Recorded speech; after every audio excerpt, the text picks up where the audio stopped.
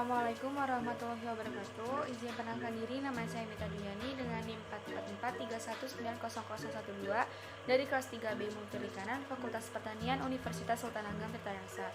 Di sini saya akan memberikan sedikit informasi mengenai cara pemanenan atau penangkapan kerang hijau dan potensi di Indonesia, terus cara penanganannya, serta cara transportasinya, serta cara ekspor dan impor yang disesuaikan dengan kode HS. Nah, mau tahu lebih lanjut, mari kita simak videonya. Sebelumnya, ada yang tahu nggak sih apa itu kerang hijau? Kerang hijau merupakan organisme yang termasuk biota yang tergolong bertubuh lunak atau moluska, bercangkang dua atau bivalvia, insang berlapis, berkaki lapak, dan hidup di laut menurut Askin 1982. Kerang hijau merupakan organisme filter feeder, di mana cara mendapatkan makanan dengan memompa air melalui rongga mantel, sehingga mendapatkan partikel-partikel yang ada di dalam air. Mikroalga merupakan makanan utama, sedangkan makanan tambahannya berupa zooplankton, zat organik terlarut, dan bakteri.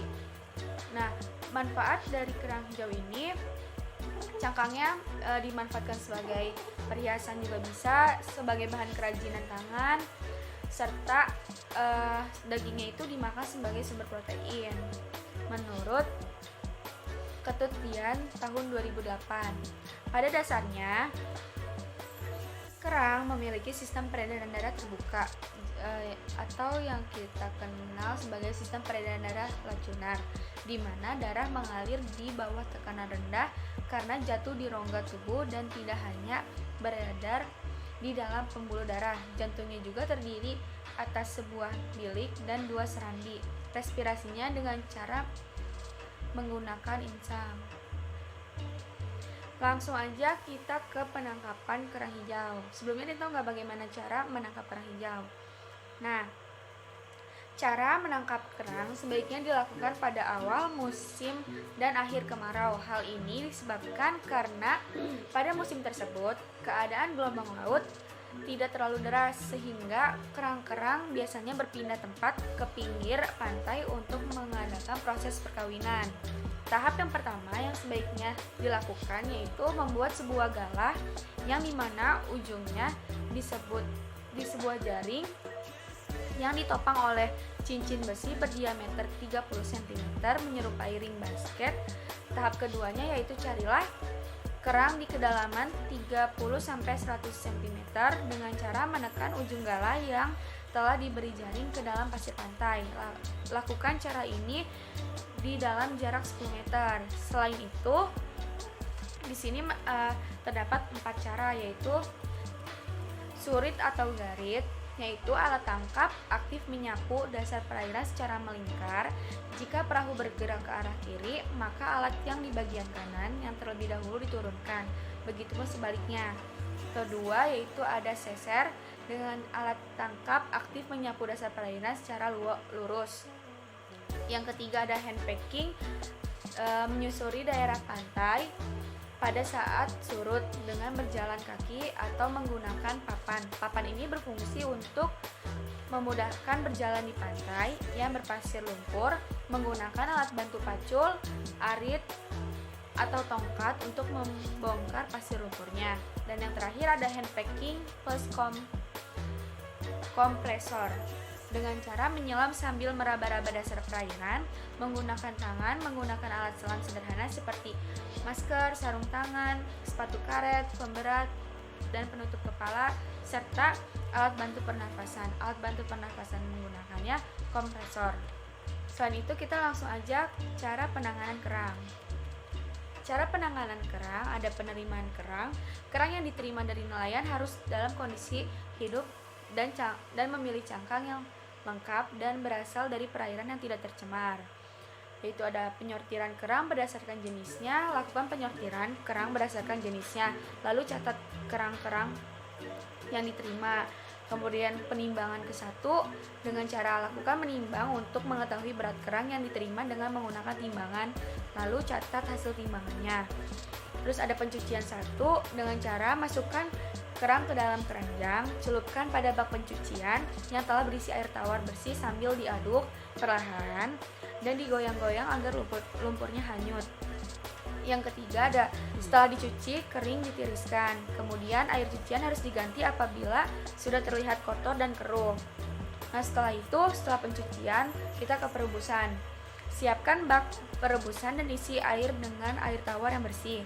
Kemudian didihkan. Setelah mendidih, masukkan kerang dan rebus selama 3-5 menit atau hingga cangkangnya terbuka.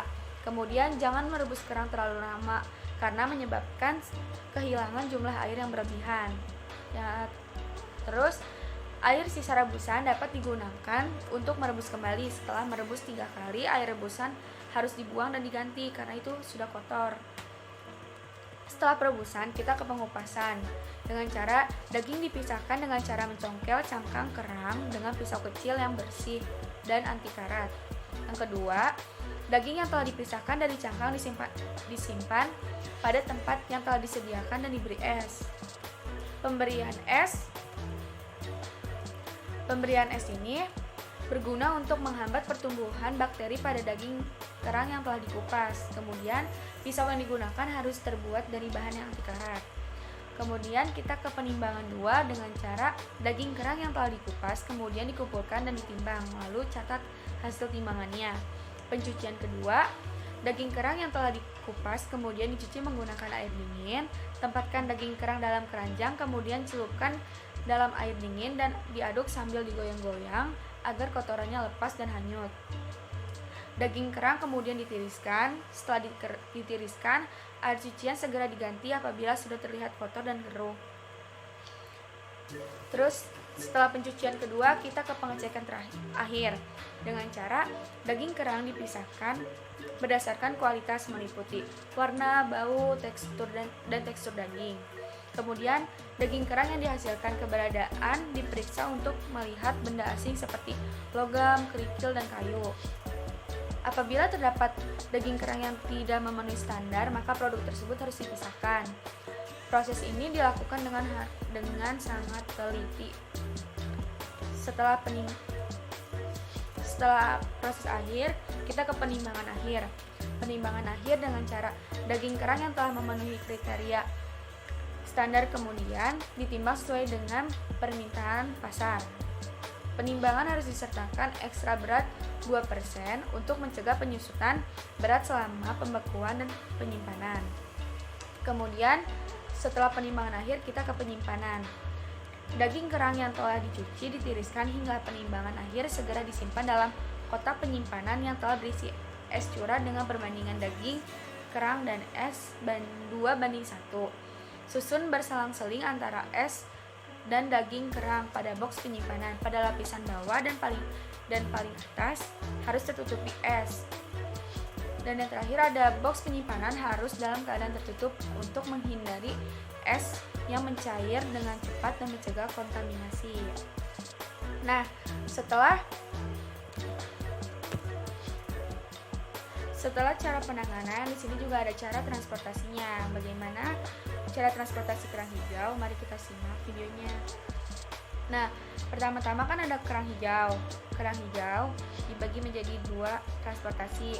Ada yang sebagai agen atau tengkulak dan masyarakat sekitar yang sebagai nelayan atau yang ada di pesisir. Nah, dari agen atau tengkulak itu dibagi lagi menjadi 2.